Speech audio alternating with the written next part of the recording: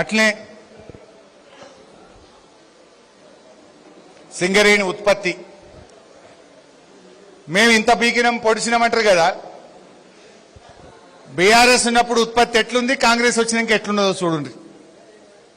24, 29లో 69 లక్షలు, 25, 26కి వచ్చే వరకు 58, రేపు 26, 27 చూడండి ఇంకా లోపలికి పోతుంది. ఎందుకు లోపలికి పోతుంది అంటే ఈ తీయని 40 లక్షలు ఇప్పుడు కవర్ చేయాలి కదా, లేని 40 లక్షలు కవర్ చేయబోతే ఏమవుతుంది, అది ఇంకింత లోపలికి పోతుంది. లోపలికి పోతే ఏమవుతుంది, ఈసారి లాభాలు రావు, సింగరేణి అప్పుల్లో పోతుంది, బోనస్ బంద్ అవుతుంది. ఎవరి పుణ్యమాని బోనస్ బంద్ అవుతుంది? ఈ కాంగ్రెస్ అవినీతి పుణ్యమాని. అవసరం లేని సోలార్ టెండర్లు, అవసరం లేని జైపూర్తో అగ్రిమెంట్లు, గిలటిన్ స్కిట్లో స్కాములు ఒక్కటి ఆవిలు చేసినాయి. అంటే ఇవాళ సింగరేణి ఉత్పత్తి కూడా తగ్గుతూ పోయింది. 26, 27 పోతే ఇంకా తగ్గేటువంటి ప్రమాదం కనబడతా ఉంది.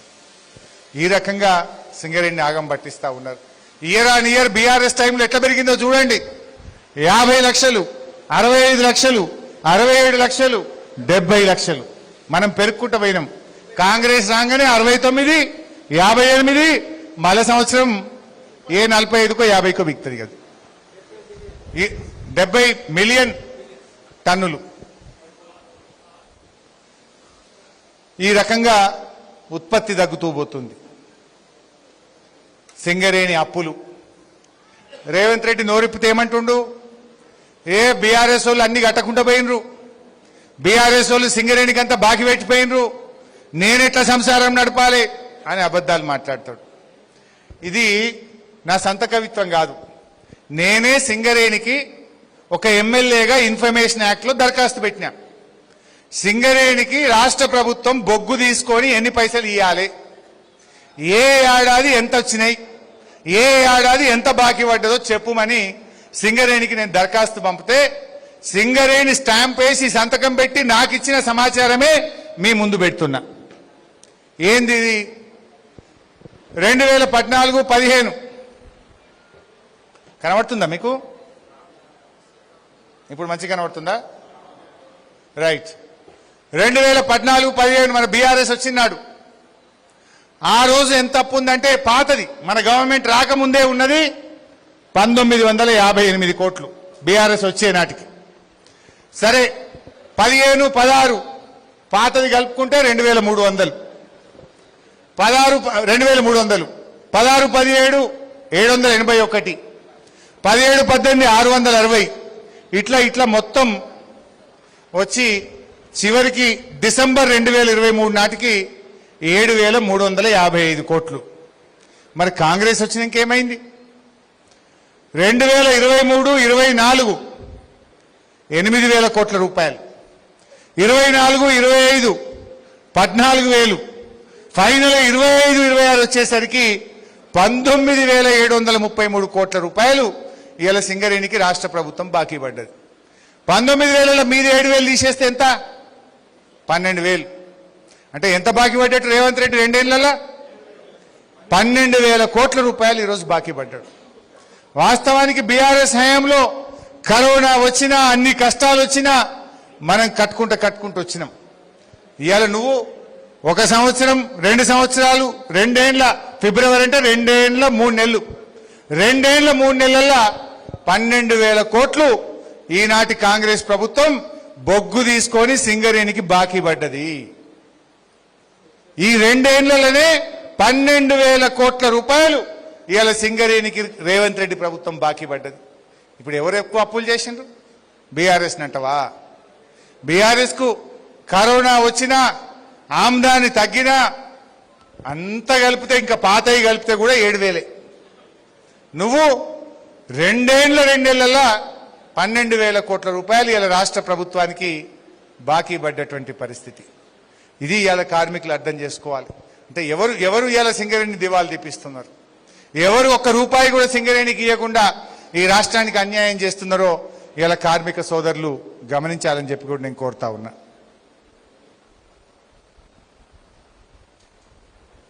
Diesel scam. గతంలో డీజిల్ మనమే సప్లై చేద్దాం సింగరేణి. ఇప్పుడు కాంట్రాక్టర్ కోటాలు పెట్టడం వల్ల టెండర్ వాల్యూ పెరిగి మొత్తం మీద జీఎస్టీ కట్టాల్సి వస్తూ ఉంది. అది కూడా ఇవాళ సింగరేణికి నష్టం జరుగుతూ ఉంది. ఇది కార్మికులకు బాగా అర్థమవుతుంది ఈ పాయింట్.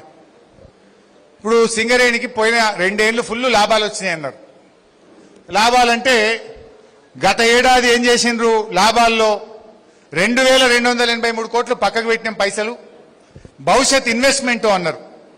పోయిన సంవత్సరం కూడా 8000 కోట్ల చిల్లర లాభాలు అన్నారు. అని అనలేమన్నారు? 4034 కోట్లు మేము పక్కకు పెట్టినాం భవిష్యత్ సింగరేణి ఎక్స్పాన్షన్ కోసం, సింగరేణి వ్యాపారం కోసం పైసలు పక్కకు పెట్టినాము అన్నారు. అంటే 4000 ప్లస్ 2000 అంటే 6000 కోట్లు లాభాలు వచ్చిన పైసలు ఉండాలన్నా వద్దా సింగరేణి దగ్గర? లాభాలు వచ్చినాయని మీకు మొత్తం బోనస్ ఇయ్యలే, గాయకుందా మీకు? 8000 కోట్ల రూపాయలు వస్తే 4000 పక్కకు పెట్టి 4000 మీదనే బోనస్ ఇచ్చిండ్రు. 2500 మీద బోనస్ ఇచ్చి 4000 కోట్లు భవిష్యత్తు ప్రణాళిక అని పక్కకు పెట్టినామన్నారు. మరి పైసలు ఏడపోయినాయి? ఆ 4000 పోయిన ఏడాది పెట్టిన 2000 6000 కోట్లు సిలకుంటే సింగరేణి మరి 4300 కోట్ల అప్పులు ఎందుకున్నది? అంటే రెండుంట్ల ఆ లాభాలు రాని అన్న వచ్చినట్టు చూపాలి, లేదంటే ఆ పైసల్ని మీరు మింగనన్నా మింగాలి, తప్పుడు పనులు చేసి మింగనన్నా మింగాలి. మరి ఏమైనట్టు ఈ పైసలు? లేని లాభాలను చూపించిండ్రా, లేరు వచ్చిన లాభాలను డైవర్ట్ చేసిండ్రా? ఇక పైసలు ఉంటే మరి అప్పులను తెచ్చిర్రు. నువ్వే చెప్పినావు 2000 4000 6000 కోట్లు లాభాలు ఉన్నాయి, పక్కకు పెట్టినాం, భవిష్యత్తు ప్రణాళికలకు వీటి వాడతాము అన్నావు. మరి వాడేది ఉంటే అప్పులు ఎందుకు తెస్తున్నావు? మిత్తి కట్టాలి. అప్పు ఎవడన్నా ఉత్తికిస్తాడా? అప్పు తెస్తే మిత్తి కట్టాలి నవ్వద్దా? నీ దగ్గర పైసలు పెట్టుకొని నువ్వు అప్పని తెస్తున్నావు అంటే నీ దగ్గర పైసలు లేవు అన్నట్ట, లేదా ఆ లాభాలు రాలేదన్నట్ట, లేదా వచ్చిన లాభాలను నువ్వు పక్కదో పట్టించి కమిషన్ల కోసం మింగినట్ట, ఏదో ఒకటి తేలాలి. ఇప్పుడు దీని మీద విచారణ జరగాల్సిన అవసరం ఉంది. జరగాలనా వద్దా? ఇవాళ మీకు ఇంకా ఒక మంచిగా అర్థం కావాలంటే, నేను ఫైనాన్స్ మినిస్టర్గా పనిచేసిన. మొత్తం తెలంగాణ రాష్ట్రానికి రిజర్వ్ బ్యాంక్ ఆఫ్ ఇండియా ఓడి ఎంత ఇస్తుందో తెలుసా? అప్పుడు మేమున్నప్పుడు 2400 కోట్లు ఉండే, ఇప్పుడు కాంగ్రెస్ వచ్చినాక జర పెరిగి 3200 కోట్లు ఉంది. అంటే ఓడి అంటే అప్పు. ఒక నెలలో మనం మన రాష్ట్ర ప్రభుత్వంలో ఖజానా సున్నా ఉంటే కూడా 3200 కోట్లు అదనంగా డ్రా చేసుకునే అవకాశాన్ని ఓడి అంటాం. మొత్తం తెలంగాణ రాష్ట్రానికే 3200 కోట్లు, సింగరేణి ఓడి ఏమో 4300 కోట్లు. అంటే రాష్ట్ర ప్రభుత్వం కంటే సింగరేణి ఓడి ఎక్కువైపోయింది. అంటే ఎటు పోయింది సింగరేణి? ఆనాడేమో బీఆర్ఎస్ ఉన్నప్పుడు 3000 కోట్లు 2000 కోట్లు ఫిక్స్డ్ డిపాజిట్ ఉండే. సింగరేణికి పైసలు సిలకుండి మనం బ్యాంకులో ఎప్పుడైనా మీకు పైసలు దొరికితే ఏం చేస్తారు? అప్పుడప్పుడు 1,50,000 ఉంటే ఫిక్స్డ్ డిపాజిట్ చేయరా? ఎందుకు చేస్తాం? మిత్తి ఎక్కువ వస్తుంది. ఉత్తగా సేవింగ్స్ అకౌంట్లో పెడితే మిత్తి తక్కువ వస్తుంది, ఫిక్స్డ్ డిపాజిట్ చేస్తే జర ఎక్కువ వస్తుంది. ఆనాడు సింగరేణి 3000 2000 కోట్లు ఫిక్స్డ్ డిపాజిట్ ఉండే. ఫిక్స్డ్ డిపాజిట్ల సింగరేణి 4000 కోట్ల ఓడికి పోయింది 2.5 ఏళ్లలో. ఇంకా 2.5 ఏళ్లలో ఏడిపోతుందో మరిగా ఉంటుందా? ప్రైవేట్ పరం అవుతుందా? దీన్ని ఇట్లనే పోనిద్దామా, కాపాడుకుందామా? ఇవాళ కార్మిక సోదరులు ఆలోచించాల్సిన అవసరం ఉంది.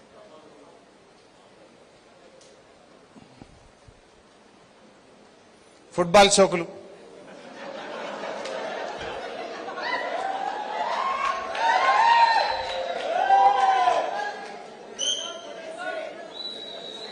ఎవని సొమ్ము ఎవని పాలిది? సిఎస్ఆర్ పైసలు దేనికి వాడాలి?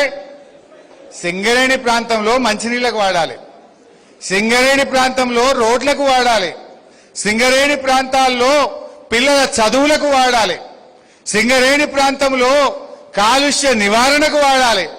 కానీ సింగరేణి పైసలు తీసుకుపోయి 100 కోట్లు పెట్టి ఆ మెస్సీతో ఫుట్బాల్ ఆడడానికి వాడేసిండు రేవంత్ రెడ్డి. అంటే ఎటుపోతుంది మన సింగరేణి? ఏమైతుంది మన సింగరేణి? దయచేసి కార్మిక సోదరులు ఆలోచించాలి. ఈయన మన్మడు ఇద్దరు పోయి ఆడిరు, చూడలే మీరు? యాదుకుందా? ఈయన మన్మడు ఇద్దరు పోయి మెస్సీతో ఆడిర్రు. దీన్ని చూడడానికి రాహుల్ గాంధీ వచ్చిండు ఢిల్లీకి. ఇంకా ఎవరి కోసం నువ్వు ఫుట్బాల్ ఆడితే మాకేమొస్తుంది? రేవంత్ రెడ్డి ఫుట్బాల్ ఆడితే సింగరేణికి ఏమొస్తుంది? మావి 100 కోట్లు బొక్క తప్ప. మాకు 100 కోట్లు బొక్క పడేది సింగరేణికి. నీ షోకుల కోసం సింగరేణి నాగం పట్టించే కార్యక్రమం జరుగుతా ఉంది.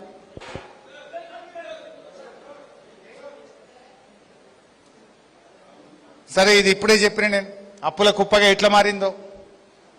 ఇక మేనిఫెస్టో ఎలక్షన్ల ముందు ఏం చెప్పిరే? ఇది కాంగ్రెస్ పార్టీ మేనిఫెస్టో, ఇది నాది కాదు, ఇది కాంగ్రెస్ పార్టీ మేనిఫెస్టో. వాళ్ళు ఏం చెప్పినారు అప్పుడు ఓట్ల ముంగట?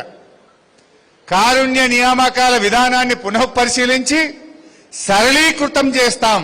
సరళీకృతం అంటే సింపుల్గా, ఇంకా తొందరగా వచ్చేటట్టు, ఇంకా ఈజీగా నౌకరు వచ్చేటట్టు చేస్తాము అన్నారు. కానీ ఏం చేసిండ్రే? సరళీకృతం చేసిండ్రా? జటిలం చేసిండ్రు. మొత్తానికే బంధు పెట్టిండ్రు. ఆనాడు కేసీఆర్ గారు వారం వారం మెడికల్ బోర్డు పెట్టిండు, 16,500 ఉద్యోగాలు ఇచ్చిండు. 2.5 ఏళ్లలో రేవంత్ రెడ్డి ఏమి ఇచ్చిండు? గుండు సున్నా. ఇంకా ఇచ్చుడు లేదు. కేసీఆర్ ను 16,000 ఎట్లా ఇస్తావు? దీని మీద విజిలెన్స్ ఎంక్వైరీ చేస్తాం, ఉన్న ఉద్యోగాలు ఊడగొడతాం. అప్పుడు చంద్రబాబు పెట్టినట్టు గోల్డెన్ షేక్ హ్యాండ్ ఇచ్చి సింగరేణి కార్మికుల్ని ఇంటికి పంపిస్తాము అన్నాడు. అన్నాడా లేదా? మీరు పేపర్లలో చదివినరా లేదా? విజిలెన్స్ ఎంక్వైరీ స్టార్ట్ అయిందా లేదా? అసెంబ్లీలో రేవంత్ రెడ్డి బట్టి విక్రమార్క చెప్పింది విన్నరా లేదా? నిన్న మేము బయలుదేరాం, మొన్న రామగుండంలో పెట్టాం, ఇవాళ భూపాలపల్లిలో పెట్టంగానే దెబ్బకు దయ్యం వదిలింది కొడుకులకు, దిమ్మ తిరిగింది. ఇవాళ పొద్దుగాల బట్టి విక్రమార్క స్టేట్మెంట్ ఇచ్చిండు, ఇప్పటి నుంచి వారం వారం మేము కూడా మెడికల్ బోర్డు పెడతాం, మేము కూడా ఇప్పటి నుంచి తిప్పలు పెట్టాం, తొందరగా ఉద్యోగాలు ఇస్తామని. ఇవాళ పొద్దుగాల మేము భూపాలపల్లి బయలుదేరితే పొద్దుగాల స్టేట్మెంట్ వచ్చింది. నేను అంటున్నా 2.5 ఏళ్ళు నిద్రపోయినరా? 2.5 ఏళ్ల నుంచి మా పిల్లలకు ఎందుకు ఉద్యోగాలు ఇవ్వలే? నేను మా ఈశ్వరన్న మా బొగ్గుగారి కార్మిక సంఘం ఆధ్వర్యంలో సింగరేణి సిఎండి ఆఫీస్కు పోయి ఆ డైరెక్టర్ పాను బయటకు పిలిచి కార్మికుల్ని నిలబెట్టి చూపించినాం. సూడిగో ఈయనకు 2 కిడ్నీలు ఫెయిల్ అయినాయి, ఇటొక సంచి పెట్టుకున్నాడు, ఈయన కొడుకు ఎందుకు ఉద్యోగం ఇవ్వవు? ఇగో చూడు, ఈయన క్యాన్సర్ బీమార్ వచ్చి మూతి వంకర పోయింది, ఈయనను కూడా అన్ఫిట్ చేయవా? ఇదేంది అని గట్టిగా నిలదీసినాం. ఒక ఆయన గుండెకు బైపాస్ సర్జరీ అంగిప్పి చూపించినాం, ఈయన నుంచి ఇందాక చీరిండ్రు. గుండెకు బైపాస్ సర్జరీ అయిన కూడా అన్ఫిట్ చేయకుండా ఆయన కొడుకు ఉద్యోగం ఇవ్వవా? ఇదేం సంగతి అని బల్ల గుద్ది నిలదీసినాం ఆ రోజు. అయినా సప్పులు లేదు. జనంలో పడ్డం, కార్మికుల మధ్య పడ్డం, దెబ్బకు దిమ్మ తిరిగింది. ఇక ఇప్పుడు చురువు చేస్తామని మోపైంది. ఇది టీఆర్ఎస్ దెబ్బకా కాదా? మనం బయలుదేరామని దెబ్బకు దయ్యం దిగిందా లేదా? 400 మంది పిల్లలు 6 నెలలకే లాపెట్టిండు. అన్ని పరీక్షలు అయిపోయినాయి. వాళ్ళకి సర్టిఫికెట్లు ఇవ్వకుండా, వాళ్ళని ఏమంటాం కదా వీటీసీ ట్రైనింగ్ ఇవ్వకుండా 6 నెలలకే లాపిండ్రు. మొన్న నేను రామగుండంలో గట్టిగా అడిగినా, రేపు ఉరుకుతుండు మోకాల మీద బట్టి విక్రమార్క. రేపు పోయి రేపు ఇతరటిగా రామగుండంలో రేపు మంచిర్యాల పోయి రేపు 400 మందికి ఇప్పుడు నేను ఇస్తా ఉద్యోగాలని నిన్న బయలుదేరిండు. మరి 6 నెలలు ఎందుకు నిద్రపోయినాం? బీఆర్ఎస్ బయలుదేరితే ఉరుకుతుండు మోకాళ్ళ మీద. ఇది ఇలా కార్మికులు ఆలోచించాల్సిన అవసరం ఉంది. రెండవది, సింగరేణి కార్మికులు సంక్షేమము, అభివృద్ధి, భద్రత, పటిష్టమైన చర్యలు ఏమన్నా అయినాయే? మీరే చెప్పాలి, నేను కార్మికుని అయితే కాదు కదా. మందులు వస్తున్నాయా? 2.5 ఏళ్లలో ఏమన్నా మంచి జరిగిందా కార్మికులకు? మంచినీళ్ళు కూడా దొరుకుతలేవు. సింగరేణి కాలనీల్లో ఆధునిక విద్యాలయాలు ఏర్పాటు చేస్తాం. ఏమైనా కాలేజ్ వచ్చిందా? ఆనాడు కేసీఆర్ గారు మీ పిల్లలు డాక్టర్లు కావాలని, మీ పిల్లలు ఉన్నత చదువులు చదవాలని రామగుండంలో సింగరేణి మెడికల్ కాలేజీ పెట్టించింది బీఆర్ఎస్ ప్రభుత్వం. ఆ రోజు కేసీఆర్ ఆదేశంతో సింగరేణి మెడికల్ కాలేజీ పెట్టడమే కాదు, నేనే ఆ రోజు ఆరోగ్య శాఖ మంత్రిని. కేసీఆర్ గారు చెప్పింది నాకు, సింగరేణి కార్మికుల పిల్లలకు 5% రిజర్వేషన్ పెట్టి ఆ పిల్లలను డాక్టర్లు అయ్యే విధంగా చూడమని ఆదేశం ఇచ్చింది.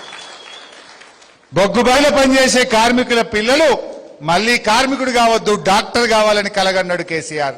దానికోసం రిజర్వేషన్ పెట్టినాం, మెడికల్ కాలేజీ పెట్టినాం. కానీ వీళ్ళేమైనా పెట్టినారా? విద్యాలయం పెట్టినరా? సింగరేణి సంస్థ నిర్వహణలో రాజకీయ జోక్యాన్ని తగ్గిస్తాం. ఇదైతే రివర్స్ అయిపోయింది.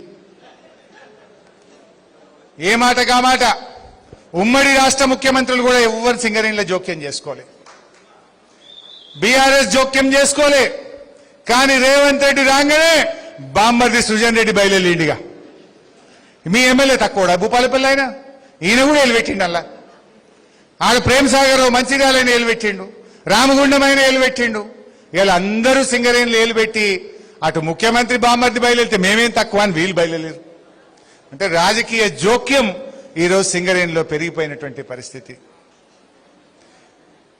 సింగరేణి ప్రైవేటీకరణ జరగకుండా చూస్తాం. ఇలా ఏం జరుగుతుంది? లాభాల్లో ఉన్న సింగరేణి, ఫిక్స్డ్ డిపాజిట్లతో ఉన్న సింగరేణి 4,000 కోట్ల అప్పుల్లో తీసుకుపోయి ప్రైవేటీకరణ అంచుకు పోయింది. ఇప్పుడు దాన్ని కాపాడుకోవాలనే ఇలా మనం బయలుదేరినాం. ఈ అవగాహన సదస్సు పెట్టినటువంటి పరిస్థితి. అంటే ఈ మేనిఫెస్టోలో పెట్టింది ఒక్కటన్నా అయినా అదేలా ఒక్కటన్నా రెండున్నది సగం టైం అయిపోయింది. సగం టైం అయిపోయింది. అయిందా లేదా? ఇది రాసిందెవరు? మీ భూపాలపల్లి జిల్లా ఎమ్మెల్యే శ్రీధర్ బాబు. మీ వాడే రాసిండు. ఒకసారి పట్టుకొని అడుగురేనన్నా దొరికితే. ఈ మేనిఫెస్టో పట్టుకొని ఒకటన్నా చేసిన వాడిని గట్టిగా అడుగురేనన్నా. ఇది కాంగ్రెస్ మోసం. సరిపోయిందా? బోరు కొడుతుందా? ఇంకా అందరూ మాట్లాడాలి కదా.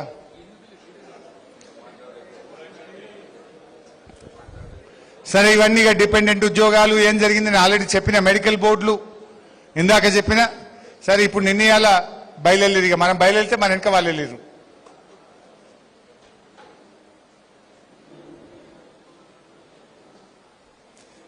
ఈ కాంగ్రెస్ బీజేపీల కుమ్మక్కు పువ్వు గుర్తుల చేయి గుర్తు. అసలు బొగ్గు మంత్రి ఎవరో ఇప్పుడు కేంద్రంలో? సింగరేణిలో కేంద్ర ప్రభుత్వ వాటా ఎంత? మరి ఆయన ఎందుకు సపోర్ట్ చేస్తలేడు? ఆయనకు తెలియదా ఇదంతా? లేని బొగ్గును మాయం చేసి 40 లక్షల టన్నులు ఉన్న సంగతి తెలియదా? జిలెటిన్ స్టక్స్ నీ కిందనే ఉంది కదా కోల్ ఇండియా. కోల్ ఇండియాలో ఏం ధర ఉన్నది, సింగరేణిలో ఏం ధర ఉందో చూడాల్సిన బాధ్యత కిషన్ రెడ్డి గారికి, బీజేపీకి లేదా? అప్పుల ఊబిలో సింగరేణి కూడుకపోతుంటే సింగరేణి బోర్డులో కేంద్ర ప్రభుత్వం నుంచి 4 డైరెక్టర్లు ఉంటారు. మరి వాళ్ళు ఏం చేస్తున్నట్టు? అంటే కాంగ్రెస్ బీజేపీల కుమ్మక్కు రాజకీయాలు. నేను అందుకే ఈరోజు కిషన్ రెడ్డి గారిని అడుగుతా ఉన్నా, ఈ సింగరేణిలో మీకు భాగస్వామ్యం లేకపోతే, ఈ సింగరేణిని కాపాడాల్సిన బాధ్యత మీ మీద ఉంటే, బొగ్గు శాఖ మంత్రిగా వెంటనే సింగరేణి మీద సిబిఐ విచారణ జరిపి ఈ అవినీతినంతా బయటకు తీయండి. సెంట్రల్ విజిలెన్స్ ఎంక్వైరీ జరపండి. కానీ మీరు మౌనం వహిస్తే ఏమనుకోవాలంటే, బొగ్గు మంత్రిగా ఉండి మీరేం మాట్లాడలేరు, సింగరేణిలో అవినీతి జరుగుతుంటే మీరు మౌనంగా ఉంటే ఈ అవినీతిలో మీకు కూడా భాగస్వామ్యం ఉందని భావించాల్సి వస్తుంది. ఇప్పటికైనా బీజేపీ, కిషన్ రెడ్డి గారు స్పందించాలి. ఈ సింగరేణిలో జరుగుతున్న ఈ అవినీతి నుంచి ఈ సింగరేణిని కాపాడాలని చెప్పి నేను కిషన్ రెడ్డి గారిని డిమాండ్ చేస్తా ఉన్నా.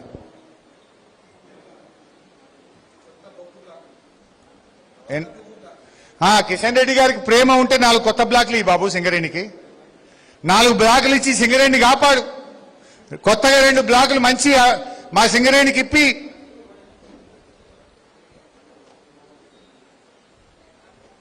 మీరు ఆ మధ్య చూసిండ్రు నైనీ బ్లాక్ టెండర్ రచ్చరచ్చ చేసుకున్నారు. మంత్రులకు ముఖ్యమంత్రికి వాటాల మధ్య పంచాయతీ పడ్డది. చూసిండ్రా? జర్నలిస్టుల అరెస్ట్ దాకపోయింది లాస్ట్కి. అది నైనీ బ్లాకు ఒక మంత్రి, ఈ రాష్ట్రంలో ఉండే ఒక మంత్రి నాకే కావాలన్నాడు. ఇంకొక బొగ్గు మంత్రి, ముఖ్యమంత్రి, వీళ్ళ వాటాల పంచాయతీ జరిగి సైట్ విజిట్ సర్టిఫికేట్ స్కామ్ బయటకు వచ్చి లాస్ట్కు నైనీ బ్లాక్ టెండర్ రద్దయిందా లేదా? ఏమని రద్దు చేసిండ్రు? సైట్ విజిట్ సర్టిఫికేట్ పెట్టిండ్రు కనుక అందరికీ సైట్ విజిట్ సర్టిఫికేట్ ఇవ్వకపోవడం వల్ల ఇక్కడ అవినీతి జరిగిందని నైనీ బ్లాక్ టెండర్ రద్దు చేసిండ్రు. నేను ఇక్కడనే పాయింట్ ఉన్నది, మంచిగా వినాలి. సైట్ విజిట్ సర్టిఫికేట్ తప్పని ఎప్పుడైతే నైనీ బ్లాక్ టెండర్ రద్దు చేసిండ్రో, మరి అదే సైట్ విజిట్ సర్టిఫికేట్ పెట్టి నీ బామ్మర్దికి శోధా కన్స్ట్రక్షన్ కు టెండర్ ఇచ్చినావు కదా, దాన్ని ఎందుకు రద్దు చేయలే రేవంత్ రెడ్డి అని నేను అడుగుతా ఉన్నా. నైనీ బ్లాక్ ఒక నీతి, శోధా కంపెనీ సుజన్ రెడ్డికి ఒక నీతి ఉంటుందా? మరి సైట్ విజిట్ సర్టిఫికెట్లతో ఎన్ని టెండర్లు అయితే జరిగినాయో, ఎన్ని ఎక్సెస్ టెండర్లు జరిగినాయో అన్ని కూడా రద్దు చేయాలన్నా వద్దా? అంటే ఇదంతా కూడా ఇంకా జరుగుతున్నటువంటి పరిస్థితి ఉంది. అందుకే కార్మికులారా దీని మీద మనం మేల్కొనాల్సిన అవసరం ఉంది. మేల్కొనపోతే సింగరేణి మనకు ఉండదుగా. ఈ సింగరేణి ప్రైవేట్ పరమయ్యడానికి కుట్ర జరుగుతా ఉంది. మళ్ళీ ఒక అంబానీయో అదానియో వస్తాడు ఇడికిగా. అందుకే మనందరం కలిసి దీన్ని కాపాడుకోవాల్సిన అవసరం ఉంది. అందుకే నేను ఒక నినాదం ఇస్తా ఉన్నాం మనం, సింగరేణికి బచాओ కాంగ్రెస్ కో హటాओ, కాంగ్రెస్ కో హటాओ సింగరేణి కో బచాओ. లేకపోతే ఉండదు. ఈ కాంగ్రెస్ ఉంటే ఇప్పటికే ఇవి నా దృష్టికి వచ్చినాయి, ఇంకా లోపల ఎన్ని ఉన్నాయో ఇవి నేను దొరకబట్టినాయి, మా కార్మికులు చెప్పినాయే గిన్నున్నాయి, ఇంకా లోపల ఎన్ని చేసిర్రో. అది రేపు మన బీఆర్ఎస్ గవర్నమెంట్ వచ్చేది ఖాయం. వచ్చినాక వీటిని ఒక్కొక్కరిని దొరకబట్టి బొక్కల నూకి కక్కిచ్చేది కూడా ఖాయం. ఎవరిని విడిచిపెట్టాం. అందుకే వీటన్నిటి మీద సిబిఐ విచారణ జరగాలని, సింగరేణిని కాపాడాలని చెప్పి మేము డిమాండ్ చేస్తా ఉన్నాం. అదేవిధంగా ఇవాళ ప్రభుత్వాన్ని కూడా అడుగుతున్నాం, మేము బొగ్గుబాయి మీదకి పోతామంటే ఎందుకు ఆపుతా ఉన్నారు? ఎందుకు మట్టి కుప్పల మీద బొగ్గు పేర్చి రేపు ఎవరైనా ఎంక్వైరీకి వస్తే దూరంకెళ్ళి చూపిస్తారు, ఇదంతా బొగ్గే అని. ఓబీ తీసిన మట్టి ఎంత ఉంటుంది కదనే, ఆ ఓబీ మట్టి మీద ఒక లేయర్ మీద బొగ్గు వస్తుర్రు, ఇదంతా బొగ్గు కుప్ప అంటురుగా. దీన్ని బయట పెట్టాల్సిన బాధ్యత మీదే. రేపు విజిలెన్స్ వాళ్ళు వచ్చినా, కేంద్ర ప్రభుత్వ అధికారులు వచ్చినా వీటన్నిటిని బయట పెట్టాల్సిందే.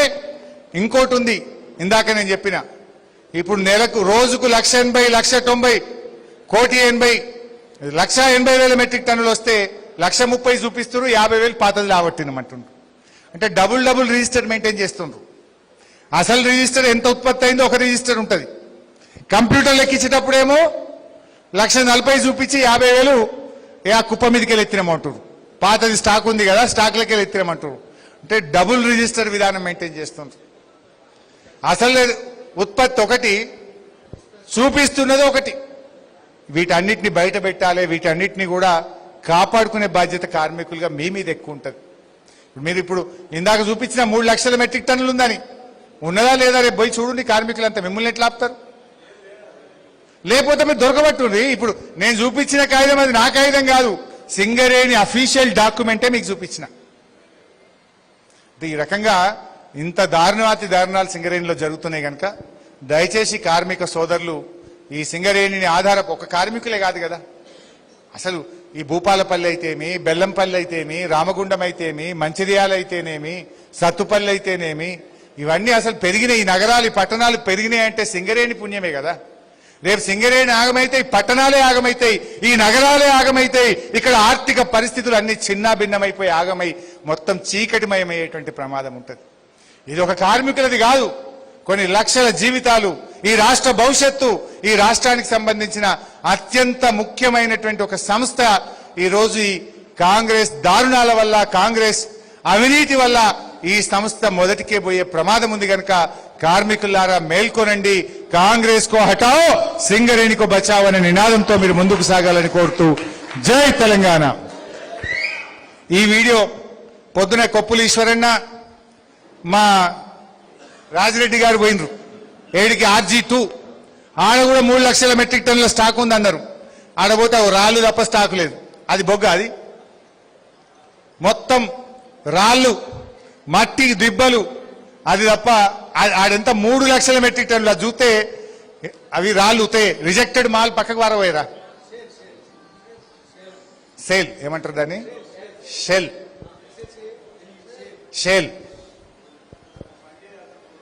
RG1 OCP5 ఆ షేల్ను పెట్టి దాన్ని ఆడ స్టాక్ ఉందని చూపించే ప్రయత్నం. ఈ రకంగా ఏదో రకరకాల ప్రయత్నాలు చేస్తున్నారు. ఇక మా వాళ్ళు ఓవర్మెన్ల ప్రమోషన్ల గురించి ఓవర్ రాయమంటున్నారు, మాట్లాడమంటున్నారు. ఆనాడు కేసీఆర్ గారు 800 మందికి ప్రమోషన్ ఇచ్చిందని, అట్లా చానునే ఆఫీసర్లకు కూడా